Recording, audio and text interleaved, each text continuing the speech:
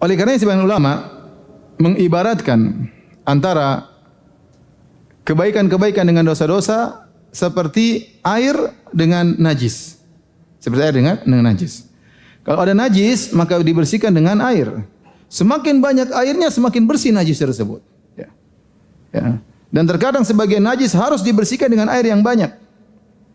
Contoh, seorang Arab Badui yang masuk ke masjid, ja'a Arabiyun fabala fi ta'ifatil masjid. Masuk masjid kemudian kencing di pojok masjid. Fazajarahun nas, orang pun menghalangi. Jangan kata Nabi, biarin dia kencing, jangan dilarang. Ya. Karena kalau dia larang nanti bisa berhamburan kencingnya. Biarin dia selesaikan kencingnya. Setelah itu Nabi SAW meminta didatangkan bidhanubin min ma', satu ember air. Fa uhriqa alaihi, kemudian satu ember tersebut dituangkan pada najis tersebut. Ya, najis ini butuh seember air untuk menghilangkan apa? Najis ya. Karena najisnya berat dan bau. Maka harus dituangkan air seember ya. Jadi sebagian najis cuma air sedikit sudah selesai. Sebagian najis banyak harus dituangkan dengan air yang banyak ya. Maka semakin banyak air seorang maka semakin mudah menghilangkan najis ya. Najis seperti dosa, kebaikan seperti air. Ya. Bahkan kalau seorang memiliki air yang banyak berlimpah ruah, ya maka kalau ada najis sedikit tidak ada pengaruhnya. Najis tersebut tatkala mengenainya ya tidak ada pengaruhnya dan akan hilang lebur karena begitu banyak air yang dia miliki. Seperti kata Nabi sallallahu alaihi wasallam dalam hadis, kata Nabi sallallahu alaihi wasallam, "Idza balagal ma'u qullataini lam yahmilil khabath." Kalau air sudah mencapai dua kullah itu sekitar 200 liter seperti satu drum air, lam yahmilil khabath, maka tidak akan mengandung najis. Artinya kalau najis masuk kecil tidak ada pengaruhnya. Kalau najis masuk kecil tidak ada pengaruhnya. Kenapa? Air yang dia miliki sangat banyak. Maka seorang di dunia ini berusaha mengamalkan amal soleh sebanyak-banyaknya. Sehingga kalau dia memiliki amal soleh yang sangat banyak, dia melakukan dosa-dosa kecil tidak dianggap oleh Allah Subhanahu wa taala. Lebur sendirinya dengan amal soleh yang dia miliki. Nanti akan kita sebutkan contoh-contohnya. Ini hadis menunjukkan bahwasanya amal soleh menghapuskan dosa-dosa dan yang menunjukkan kali sangat banyak. Bahwasanya amal soleh menggugurkan dosa-dosa baik perbuatan baik perkataan banyak sekali. Contoh salat misalnya. Kata Nabi sallallahu alaihi wasallam ya, "Lau anna nahran bi babi ahadikum yaktasilu fihi kulla yawmin 5 marrat. Hal yabqa min daranihi syai?" Kata Nabi sallallahu alaihi wasallam, kalau seandainya di rumah depan salah seorang kalian, di depan rumahnya ada sebuah sungai. Yang pemilik rumah mandi 5 kali sehari. Apakah tersisa kotoran di badannya? Kata para sahabat, tentu tidak ada ya Rasulullah. Kata Nabi sallallahu alaihi wasallam, "Fadzalika mathalu as-salawatil khams yamhullahu bihinnal khotoya." Ini perumpamaan salat 5 waktu. Yang seorang jika melakukan salat 5 waktu, maka Allah akan menghapuskan dengan salat tersebut dosa-dosa. Maka jangan pernah tinggalkan salat 5 waktu. Berusaha selalu senantiasa salat berjamaah. Pengaruhnya luar biasa. Tadi ingat, ada orang cium cewek, hilang dosanya dengan salat asar berjamaah. Beda kalau dia salat sendirian. Belum tentu pengaruhnya luar biasa. Ya. Kemudian contohnya salat, kemudian contohnya puasa. Dalam banyak hadis kata Nabi sallallahu alaihi wasallam, "Man shama ramadhana imanan wa ihtisaban ghufira lahu ma taqaddama min dzambi." Barang siapa berpuasa dengan penuh keimanan dan penuh ketakwaan akan diampuni dosa-dosa yang telah lalu, meskipun dia tidak bertobat. Kalau dia puasa dengan puasa yang benar, diampuni dosa-dosa yang telah lalu. Ya. Contoh Nabi SAW berkata, "Wa su'ila an siyami yaumi Arafah." Nabi ditanya tentang puasa hari Arafah. Kata Nabi SAW, "Ahtasibu ala Allah an yukaffira as-sanata allati qablahu." Aku berharap kepada Allah Subhanahu wa taala ya, dengan puasa hari Arafah akan dihapuskan dosa-dosa setahun sebelumnya wallati ba'dahu dan setahun sesudahnya. Wa su'ila an siyami Asyura. Nabi ditanya tentang hari Asyura. Nabi mengatakan, "Ahtasibu ala Allah an yukaffira as-sanata allati qablahu." Aku berharap dengan puasa Asyura sehari akan menghapuskan dosa-dosa setahun sebelumnya. Ini dalil bahwasanya puasa menggugurkan dosa. Contohnya wudu. Kata Nabi sallallahu alaihi wasallam, "Man tawaddaa wa ahsana al-wudu'a kharajat khotoyahu min jasadihi hatta takhruja tahta adfarihi." Kata Nabi sallallahu alaihi wasallam, barang siapa yang berwudu dan wudunya benar, dia wudu dengan wudu yang baik, maka akan gugur dosa-dosanya bersama gugurnya air, ya. Ya, dari dosa tangannya, dosa pandangannya, dosa kakinya, sampai dosa-dosa tersebut keluar dari jasadnya sampai keluar dari bawah kuku-kukunya. Ya. menunjukkan wudu yang benar tadi, menghapuskan dosa-dosa. Ya. Demikian juga kata Nabi sallallahu alaihi wasallam, "Awala adullukum ala ma yamhullahu bihi khatayakum." Ya. Wa yarfa'uhu bidarajatikum. Maukah aku kabarkan kepada kalian dengan perkara yang dengannya kalian lakukan akan mengangkat derajat kalian dan menghapuskan dosa-dosa kalian. Kata para sahabat, apa kata Rasulullah? Kata Rasulullah SAW, isbagul wudu'i alal makarih. Sempurnakan wudu dalam kondisi yang tidak menyenangkan. Contoh kata para ulama, kalau kita dulu di Saudi musim dingin, wudu dingin banget. Udah wudu aja enggak apa-apa. 3 kali sempurnakan, maka itu akan menghapuskan apa? Dosa-dosa. Atau sebaliknya musim panas, buka panas banget. Dan itu terjadi kalau orang tinggal di musim 4 musim ya. Buka keran panas banget, maka tetap dia berusaha berwudu dengan sempurna. Maka itu akan menggugurkan apa? Dosa-dosa dan mengangkat derajatnya. Contoh lagi misalnya kata Nabi sallallahu alaihi wasallam, "As-salawatul khams wa Ramadan ila Ramadan wal umrah ila al-umrah kafaratu lima bainahunna idza syunibatil kaba'ir." Salat yang satu dengan salat yang lain, Jumat yang satu dengan Jumat yang lain, umrah yang satu dengan umrah yang lain, Ramadan yang satu Ramadan yang lain akan menghapuskan dosa-dosa di antara keduanya selama dijauhi dosa-dosa besar. Contohnya yang sederhana zikir. Zikir kata Nabi sallallahu alaihi wasallam, "Man qala subhanallah wa bihamdihi fil yaumi 100 marrah ya muhiyat khotayahu wa in kanat mithla zabadil bahr." Kata Nabi sallallahu alaihi wasallam, barang siapa berzikir 100 kali subhanallah wa bihamdihi tiap hari 100 kali akan diampuni dosa-dosanya meskipun dosa-dosanya sebanyak buih di lautan. Sebanyak buih di lautan. Jadi banyak amal soleh yang menggugurkan dosa-dosa. Namun kata para ulama, ini semuanya berkaitan dengan dosa-dosa kecil. Dosa-dosa besar tidak bisa diampuni kecuali dengan bertobat. Apakah umrah menghapuskan dosa besar? Jawabannya tidak. Apakah salat menghapuskan dosa besar? Jawabannya tidak. Apakah puasa menghapuskan dosa besar? Jawabannya tidak. Apakah zikir tadi menghapuskan dosa besar? Jawabannya tidak. Dosa besar perlu taubat secara khusus. Kecuali sebagian amalan yang kata para ulama bisa menggugurkan dosa besar, contohnya adalah haji mabrur. Contohnya adalah haji mabrur. Dalam satu hadis Nabi sallallahu alaihi wasallam bersabda, "Man hajja hadzal bait lillah wa lam yarfuth wa lam yafsukh raja'a min dhunubiha ka yaumi waladathu ummuh." Barang siapa berhaji ikhlas karena Allah. Kemudian walam yarfuth, tidak kata-kata yang kotor, tidak menggoda istrinya tatkala sedang pakai ihram. Ya, tidak berbicara tentang hal yang bisa mengantarkan syahwat tatkala sedang ihram. Walam yafsuk, dan tidak bermaksiat tatkala melaksanakan ibadah haji. Raja'a min dhunubi ka yaumi waladathu ummuh, maka akan hapus dosa-dosanya sebagaimana dia baru lahir dari perut ibunya. Dan ini dalil bahwasanya orang melakukan haji kalau hajinya mabrur jadi kembali nol. Dosa-dosanya kembali apa? Nol. Lembaran-lembaran catatan amal yang tadinya hitam kemudian menjadi putih kembali. Karena apa? Karena amalnya yang sangat hebat seperti haji. Bahkan seorang kalau amalannya luar biasa, saking luar biasanya amalannya, bisa dosa yang datang setelahnya tidak dianggap oleh Allah Subhanahu wa taala. Contoh siapa? Contoh ada Ahlu Badar, Ashabu Badar, yaitu para sahabat yang ikut serta dalam perang Badar. Mereka melakukan amalan yang sangat besar tatkala itu. Ya. Sampai kalau mereka saking istimewanya sampai diberi gelar Al-Badri. Itu seorang yang ikut perang apa? Perang Badar. Bahkan kalau disebutkan siapa yang paling hebat di antara para sahabat, maka di antara hal yang buat ini lebih hebat daripada yang lain, ini pernah ikut perang Badar. Berbeda dengan perang Uhud, perang Khandaq, perang setelahnya. Perang Badar luar biasa.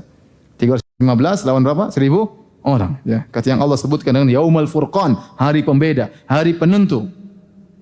Tersebutlah ada seorang sahabat namanya Hatib bin Abi Balta'ah radhiyallahu ta'ala anhu. Dia pernah ikut perang Badar. Perang Badar terjadi pada tahun 2 Hijriah. Kemudian berjalan sampai tahun 8 Hijriah. Tatkala akan terjadi peristiwa Fatu Makkah, penaklukan kota Makkah. Ternyata Hatib bin Abi Balta'ah pada tahun 8 Hijriah dia melakukan kesalahan besar. Waktu Nabi ingin memerangi kota Makkah, rupanya dia punya kerabat atau punya kenalan di sana di Makkah, masih musyrik. Maka dia ingin punya jasa kepada mereka. Ya, karena dia tidak sebagaimana orang Quraisy yang banyak saudaranya bertaburan di kota Madinah, kota Makkah, dia tidak banyak saudara, maka dia ingin punya jasa kepada mereka. Apa yang dia lakukan? Maka dia kirim surat kepada saudaranya tersebut atau kepada kerabatnya tersebut bahwasanya Muhammad sallallahu alaihi wasallam akan menyerang kota Mekah. Berarti ini bongkar rahasia. Harusnya tidak boleh dikasih tahu kalau Nabi mau perang. Nabi ingin menyerang dengan tiba-tiba. Karena mereka telah membangkang, telah melanggar perjanjian, maka Nabi sallallahu alaihi wasallam bahkan mereka telah membunuh sekutunya kaum muslimin, maka Nabi ingin beri pelajaran dengan menyerang mereka dengan tiba-tiba. Maka Hatib bin Abi Balta'ah kirim surat, dikirimkan lewat perempuan. Maka berangkatlah perempuan tersebut menuju kota Mekah untuk menyampaikan berita tersebut. Maka Nabi diberi wahyu oleh Allah Subhanahu wa taala bahwasanya itu perempuan bawa surat dari Hatib bin Abi Balta'ah. Maka Nabi bilang, kejar itu perempuan. Berangkatlah di antaranya Ali bin Abi Thalib. Kemudian tanya, mana surat? Kata dia, tidak ada. Kata Ali bin Abi Thalib, kalau enggak kami telanjangi ente. Kalau enggak ada, iya ada. Keluarin.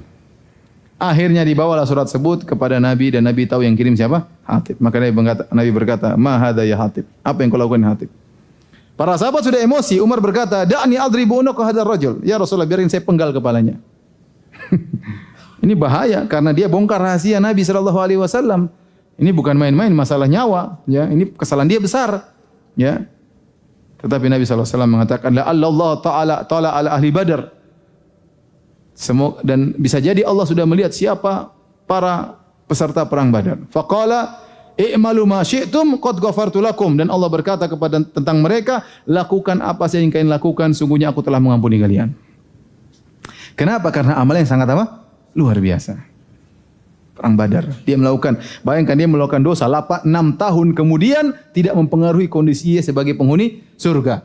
Makanya ada seorang datang pernah berkata kepada Nabi, "Ya Rasulullah, ya, inna Hatiban la yadkhulun nar." Sungguhnya Hatib masuk neraka. Kata Nabi sallallahu alaihi wasallam, "La, tidak. Innahu min ahli Badar." Dia ikut peserta perang apa? Perang Badar. Enggak mungkin masuk neraka. Ya, enggak mungkin masuk neraka. Nah, ini dalil bahwasanya kalau air yang dimiliki oleh seorang sudah sangat banyak, ya, bahkan kalau ada najis-najis yang datang belakangan akan terlebur dalam lautan kebaikan yang dia miliki. Maka seorang dalam kehidupan ini berusaha melakukan banyak kebajikan. Kita berpacu dengan waktu. Dengan dosa-dosa yang banyak telah kita lakukan. Bagaimana agar dosa-dosa kita bisa terampuni? Kita lakukan semua sebab. Kita beristighfar, kita bertobat. Antara sebab utama banyak beramal saleh, berbakti sama orang tua, ya. Ya, oleh karenanya tatkala ada seorang wanita dia belajar sihir. Dia belajar sihir di zaman sahabat, ya. Kemudian dia sudah praktek, kemudian ternyata sihir sudah berjalan, dia ingin menyihir suaminya, ya. Ya, dia ingin menyihir suaminya kalau tidak salah, kemudian enggak jadi, dan ini kisah disebutkan oleh Ibnu Katsir dalam tafsirnya dengan sanad yang hasan. Dia sudah praktek, ternyata sihirnya bisa, maka dia menyesal. Dia belum praktekkan ke orang, dia baru praktek jalankan situ, ternyata dia ngomong begini jadi, berarti setan sudah tunduk sama dia. Maka dia tahu dia telah terjerumus dalam kekufuran. Maka kemudian dia pulang ke Madinah ingin ketemu dengan Nabi sallallahu alaihi wasallam, tapi Nabi tidak ada. Nabi sudah meninggal dunia. Maka akhirnya dia cari sahabat, tanya sahabat ini, tidak bisa jawab. Apa yang harus aku lakukan? Aku telah terjerumus dalam sihir. Adakah amalan yang bisa aku lakukan menghapuskan dosa-dosaku? Tunjuk kepada sahabat, di offer sampai kepada Ibnu Abbas. Ibnu Abbas bertanya, "Apa kau masih punya orang tua?" Kata wanita ini, "Masih." Maka berbaktilah kepadanya. Ibnu Abbas memahami bahwasanya berbakti kepada orang tua bisa menghapuskan dosa sebesar apa? Syirik. Oleh karenanya kita dalam kehidupan ini, karena waktu kita yang terbatas, umur kita yang terbatas, kemampuan kita yang terbatas, duit kita yang terbatas, kita harus pandai untuk memilih prioritas. Mana amal yang harus kita kerjakan. Ya. Di antara yang paling utama berbakti kepada orang tua. Antum orang tua masih hidup, berbakti dengan semaksimal mungkin sama dia. Antum masih hidup. Pintu surga masih terbuka selebar-lebarnya, antum bisa beramal sedikit, pahalanya besar luar biasa.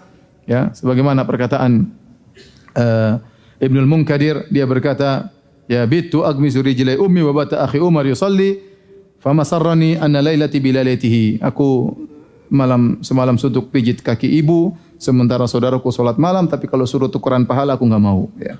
Aku enggak mau, meskipun dia tidak salat malam, dia hanya pijit kaki ibunya.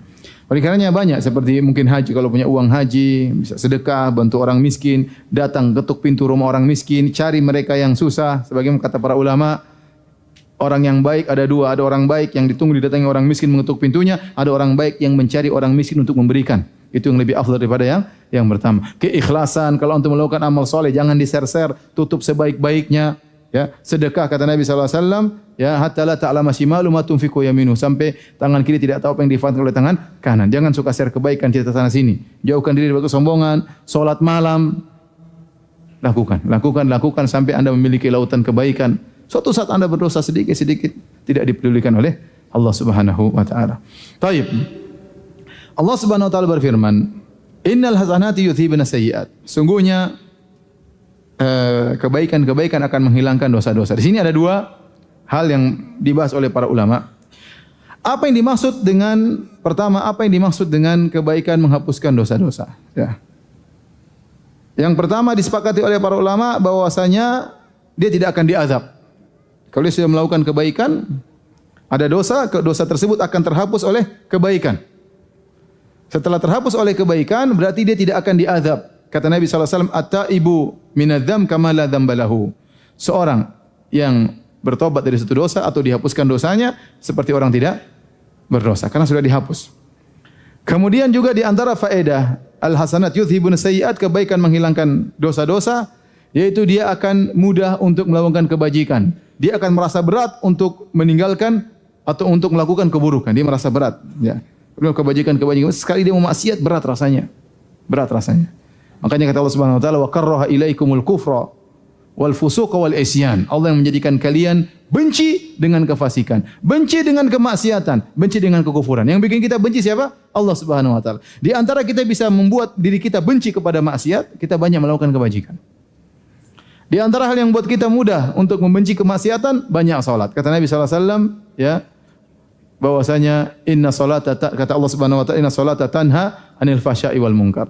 Bahwasanya salat itu mencegah dari perbuatan keji dan kemungkaran. Maksudnya kata para ulama, orang kalau sudah salat, dia lihat maksiat dia enggak suka. Kalau salatnya benar. Ini pembahasan pertama. Pembahasan kedua, apakah kalau dosa-dosa kita sudah dihapuskan karena kebaikan yang kita lakukan, maka kita tidak akan melihat catatannya lagi di hari kiamat kelak? Makin khilaf di kalangan para ulama, ya. Sebenarnya mengatakan kalau seorang dosanya sudah dihapuskan dengan salah satu dari 10 sebab, apakah dengan taubat, apakah dengan syafaat, apakah dengan doa orang lain, apakah dengan amal soleh yang dilakukan, maka tidak akan terlihat lagi catatannya, hilang secara total, dihapus. Bukan cuma ditipex, dihapus.